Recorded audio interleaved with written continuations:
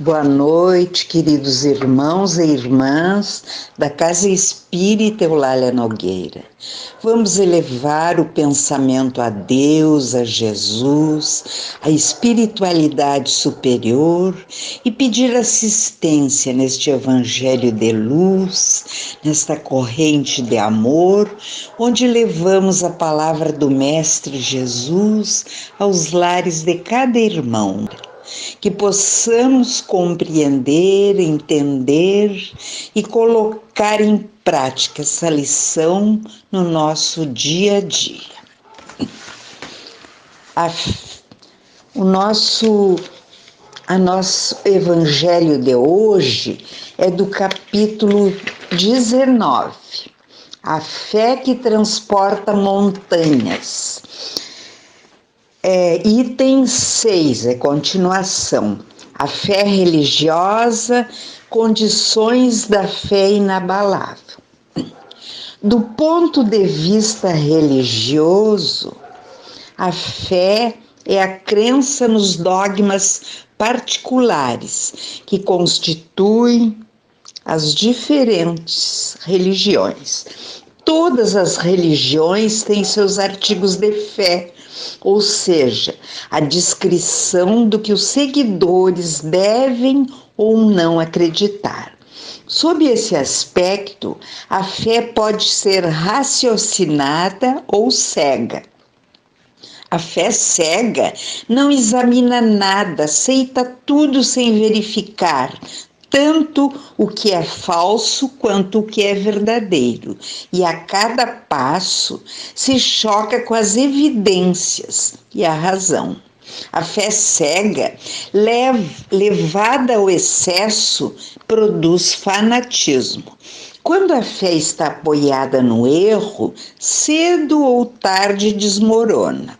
Somente a fé que tem por base a verdade possui um futuro assegurado, pois nada tem a temer com o progresso dos conhecimentos. O que é verdadeiro na sombra também o é à luz do dia.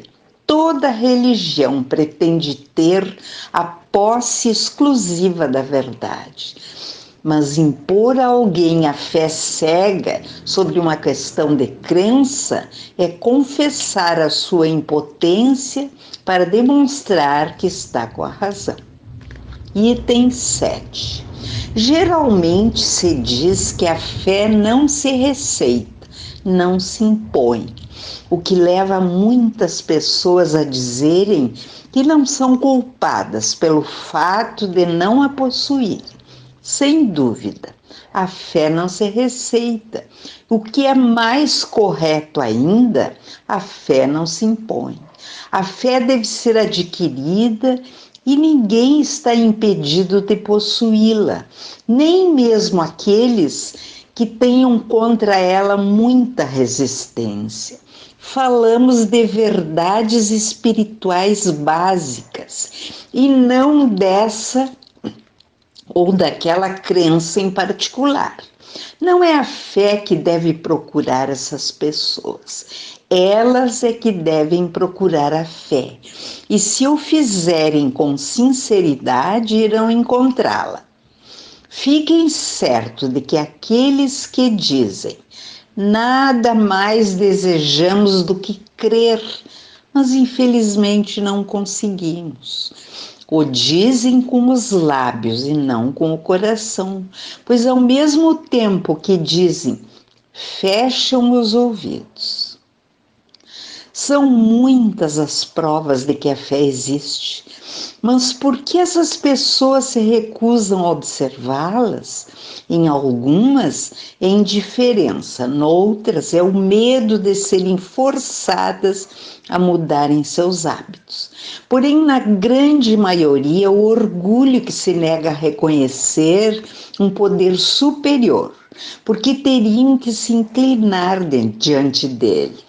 Para algumas pessoas, a fé parece ter nascido com elas, pois basta uma faísca para desenvolvê-la.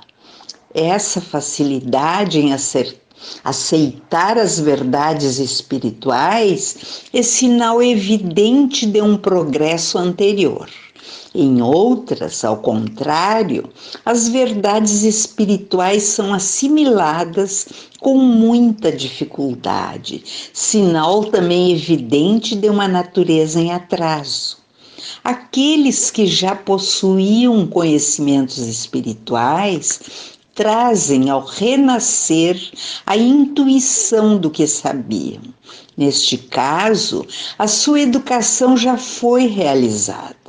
Naqueles que não possuem conhecimentos espirituais e que precisam aprender tudo, a educação está por se realizar. Se ela não for concluída nesta existência, certamente o será em outra. A resistência daquele que não crê quase sempre se deve à maneira pela qual as coisas lhe são apresentadas. A fé necessita de uma base, e esta base é a perfeita compreensão daquilo em que se deve acreditar. Para acreditar não basta ver, é preciso compreender. A fé cega não pertence mais nos dias de hoje.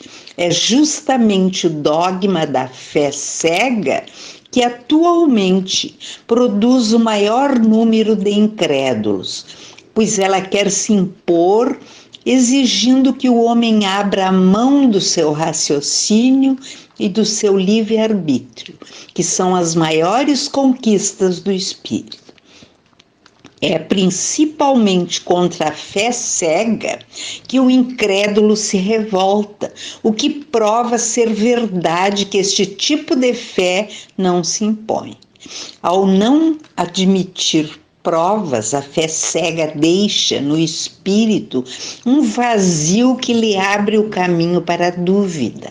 E a fé raciocinada é aquela que se apoia nos fatos e na lógica. É clara e não deixa atrás de si nenhuma dúvida.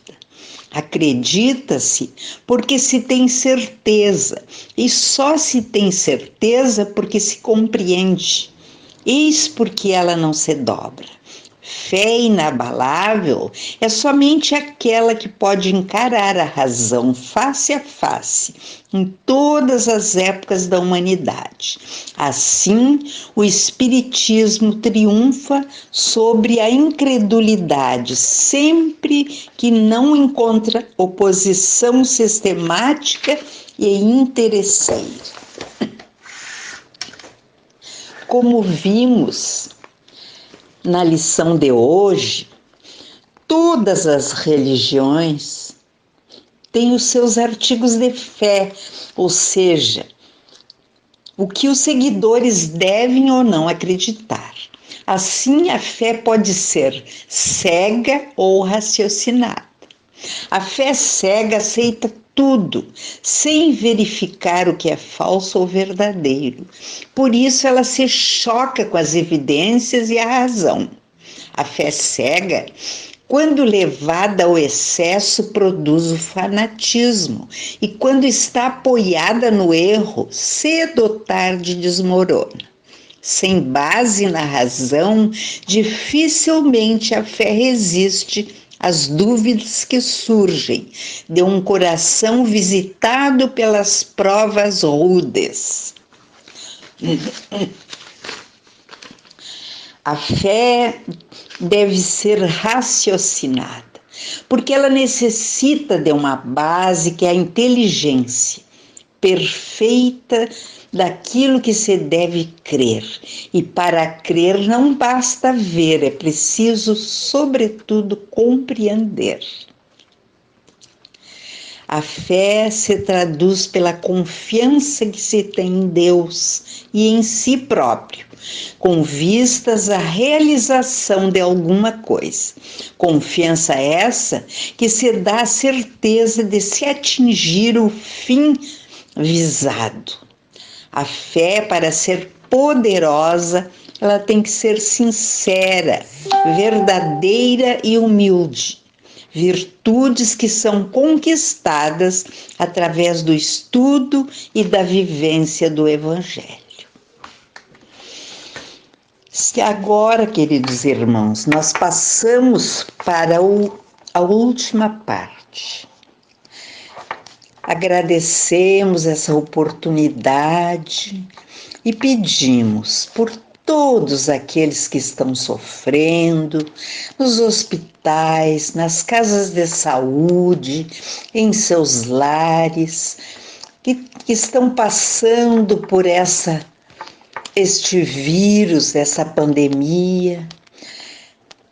Que Jesus abençoe os médicos, os enfermeiros e todos aqueles que trabalham na saúde, que estão na linha de frente. Que possam ser fortalecidos, amparados e iluminados. E também nós pedimos pelos médicos e enfermeiros do mundo espiritual, que também estão tendo muito trabalho, estão ajudando todos aqueles que estão fazendo a passagem para a verdadeira vida, que é a vida espiritual. Pedimos também que todos nós possamos receber um passe, que seja feita uma limpeza nos nossos lares, tirando todas as coisas negativas, iluminando o nosso lar. Pedimos também pelas nossas águas, que sejam colocadas nela